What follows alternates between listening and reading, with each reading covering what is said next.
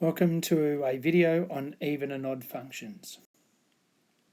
So an even function is a reflection over the x-axis.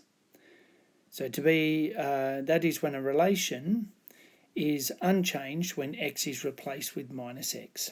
So that means that f of x is equal to f of minus x. So wherever an x is, we replace it with a minus x. So we're going to show that 3x to the 4 minus 2x squared plus 7 is an even function. So we start with our function, 3x to the 4 minus 2x squared plus 7. And a reminder that to be even, wherever there's an x, you put minus x, and we want the original function to return.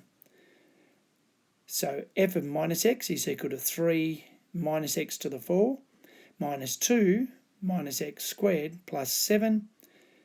Because a negative to the power of an even gives you a positive, we get 3x to the 4 minus 2x squared plus 7, which gets us our original function back. So therefore, we have an even function. An odd function is a reflection over the x-axis and also over the y-axis, or known as rotational symmetry about the origin. So relation's odd if it's unchanged when x is replaced with minus x and y is replaced with minus y. That is, the minus f of x or minus y is equal to f of minus x. So if I put minus x in, I get minus y. So we're going to show that this function is odd. That is, that f of x equals 3x cubed minus 2x is an odd function.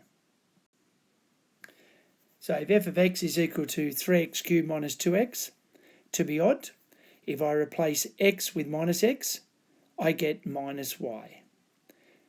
So f of minus x gets me 3 minus x cubed minus 2 outside of minus x. So when I cube a negative, I get a negative. So I get negative 3x cubed plus 2x, which is equal to minus y, or minus the original function. Therefore, we have an odd function. Thank you.